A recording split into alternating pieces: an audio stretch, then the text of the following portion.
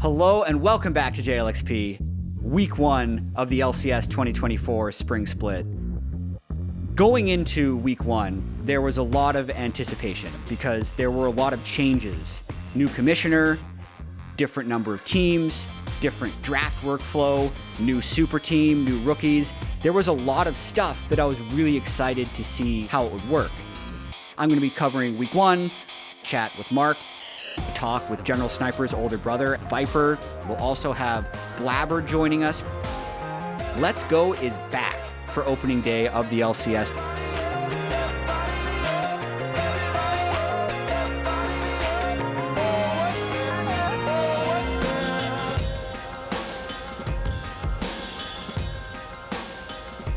Good morning.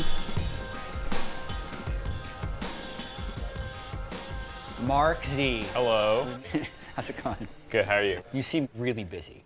I would Compare the workload from the last January 1st to the first day of LCS this year versus a normal year. To be fair to talent, like you were brought in when a bunch of other things are in flight, and they're like, hey, what do you think? No, it's been a lot more work. What are you doing today? Like it's the first day as a commissioner. Are you going to be here every weekend? But also, like, what are your plans for today? It's kind of like coaching, I think, where like you prep your team. Oh sure, and then you just kind of have to watch it. Yeah, but you take your hands off the wheel. You can't do anything at that point, Yeah. So like it's a very similar feeling that I think you probably can relate to. So I'm just going to be doing work. Okay, what are your predictions for today? C9 has 3 former MVPs on their team. Obviously, everyone has them number 1 in the power rankings, but like super teams never work. Super teams never work. What's going to go wrong with Except Cloud9? when they do. And I will say... When was the last time one did? I don't know, like G2-ish? In NA. Well, the thing is... And G2 lost to Energy, man! That's the C9 model. They like that's a long time ago. They tweak 1 or 2 pieces. Yeah. So it's a long time ago. We're due for one. C9 win Worlds. They make World Finals. Okay. Calling it now. All right, Energy hates you. That's fine. I'll put them 4th. Hey, yeah, they need the hate. That's what drives them. They're fueled by it. Yeah, get some go.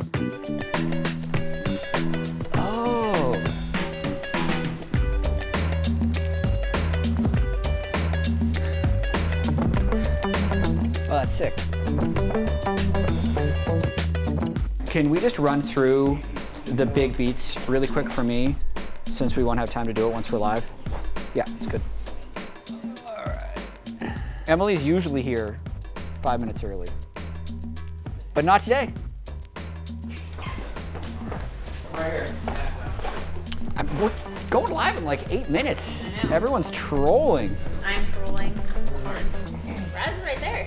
What's up? 8 minutes, Raz? Look. 8 minutes? I don't gotta do much. I already have my audio set up. So. Oh, really? Okay, you never demiked? Okay, that's fair. Wait, what? Batteries, Raz. Okay, I just Oh, seems like it's not ready then. It's been too damn long, but the LCS is finally back. We're kicking things off with Team Liquid going up against 100 Thieves.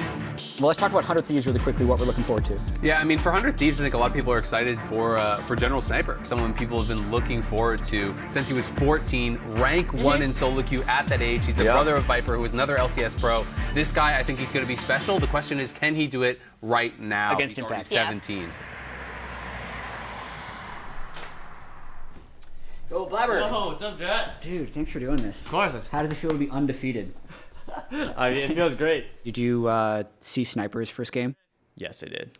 Do you think the fact that he was so known from like 14 when he hit rank 1, and there's been this anticipation for whether or not he'd be like the star on the LCS, do you think that's going to make it harder for him to succeed?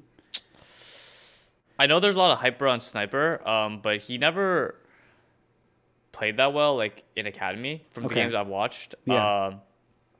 And I think that he's going to need time to grow. I think there's really not that high expectations for his team. Like, no one expects his team to be that insane. So anytime I would say that he, like, or they overperform, like, be the top team, right? Like, be like Energy or FlyQuest or us or something, right? It's Or TL. Or TL, yeah. People are going to be really excited. And I think that he does have pressure, for sure, because he's, such a young kid. Eyes are on him as the next NA talent.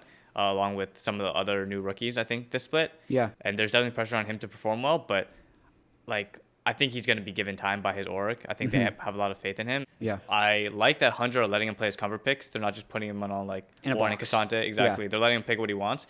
I think that's what really helped me when I first started too. Just Reaper let me play whatever I want. I think they're looking like they're going in the right direction with him. So I think he'll be able to develop well. Oh! But it's Let's the General go! Sniper Riven. Game 1 on the LCS stage. You couldn't write a better script. Game number 1, Oh my you God. tell him to drop the weights and give him his trademark champ. Going up against Impact, this guy is a decade-long veteran. You think you ready? You think you ready? Sniper wanted to make it happen, he's barely gonna make it down. You think you ready? You think you ready? I don't think it's gonna work. Sniper falls again, and things are quickly exploding in Team Liquid's favor. Here's TP coming through. It is going to be Sniper coming in. River diving. Yeah, I've been wondering. They're sending it. You think you ready for the beef? I bet I sweep him like a broom. 1, 2, 3, only kill as Team Liquid have to retreat. 100 Thieves with the full send, and send they did.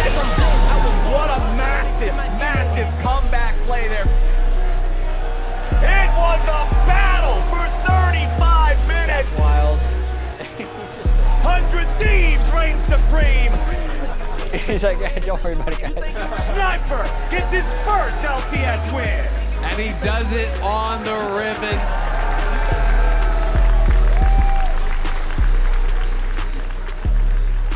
What's up, dude? That's a game. That was a What the hell? pretty shaky game, but it was a good game. What have you been up to? I've been just streaming, like teaching Riven mains how Yeah. to get better and better. And, Yeah. so that's why it was really nice for me That to he see played that. Riven. That he played Riven. his What's first your game. review of his Riven game? Out of 10? Like what would I rate Yeah, it? sure. I would say like a 6, 7. It was a pretty shaky first game, but like Yeah. you know, it's his first game ever. Like Exactly, he hasn't right? played competitive before. Well, Yeah. he played Academy a couple games, but like Sure. for a first game in LCS, that was like pretty good, I'd say. They're still trying to figure out their identity. Yeah. Like what lane to play towards, their team comps.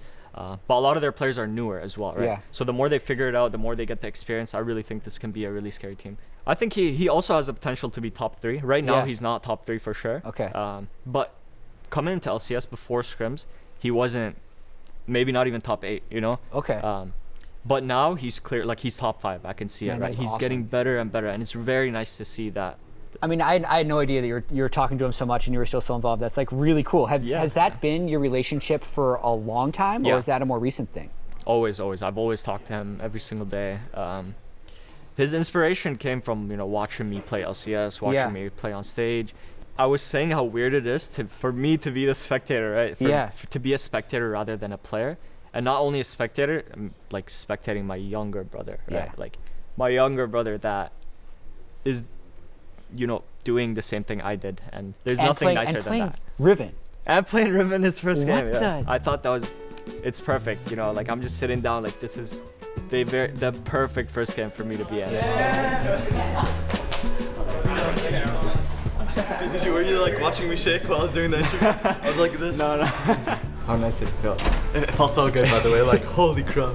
I saw APA lock 6. I was telling him I knew you were gonna lock in Riven. I was gonna lock in Riven. You Yeah. got inspired, right? He locked in his main. You're like, I have to lock Yeah. in my main too. I mean, Loki, it looked good too. It looked yeah, good too. yeah, exactly. But Yeah. no, you did good. All right, Thank go you. join your team. I'll see you later. Okay. Yeah, okay, yeah, sounds good. See ya. It's time for our rematch of Summer's Finals last year. Most pros would say Energy winning the last split. It's a miracle run because of the underdogs. In that way, like you would say, they overperformed. And so are they capable of doing it again? Maybe. But C9 is the super team, so they have arguably best position in every role. How does JoJo compare to some of the other mid laners you've won with? JoJo is very similar, I would say, to maybe Jensen, or out of the mid laners I've played with. Okay. JoJo likes to call for resources mid, but he also Yeah. is fine playing by himself. And he is like really willing to follow me. Yeah. Like if I make a call, he's like, I'll be like, hey, can you make your condition good for this? He'll make his condition good, or like he'll be like, I can't. I might need help. I'm coming. So you can R though. So you can also. Okay, I'm not going, okay? I might need help, okay? You have the ult. It's a heartbreaker to get on out of it. Nice job by JoJo there. It's also really easy to play with him because he's always winning lane. So it's like yes, that is true. He gets more timers than most mid laners because if he's in a position to win his lane, then he can choose when he recalls. He can choose when he wants to invade, right? And so he doesn't need you to do things. He just has the option to do. Yeah, things, and he likes like calling for those options, and I think it's good. Okay, mid lane, the soldiers mow him down. It's first blood over to C9. Oh, JoJo just dashed in. He's on a killing spree here with the Azir. Who gets the final call between you and JoJo? Well, if it's a split call. I mean, we get the final call on our own decision. It's like, if he's like come in and I'm like, no, I'm farming, he can't do anything about that. You know what I mean? Like, yeah, sure. There's nothing he can do. He can't like take my mouse and play for me. I mean, maybe he could try. Just keep yes, well, we should hold it though. Yeah. Hold it at 4K and then look to turn. Sure. Jarvan can still come. Jarvan can steal. Can someone come with me? I'm coming. He wants to steal. He's going. Wait. They bring Blaber back in the pit. Contracts goes in, but he's shuffled right back out. Good shit, boys. We are fucking good. It's a C9 does their due diligence. C9 takes the dub.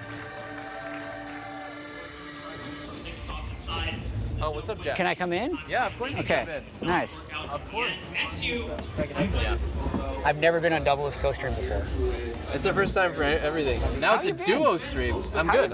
I've been great. I've been loving it. I remember the last day of Summer Split, I was telling our producers, like, we need to be careful with this game because Doublelift, I think he's gonna retire if he loses.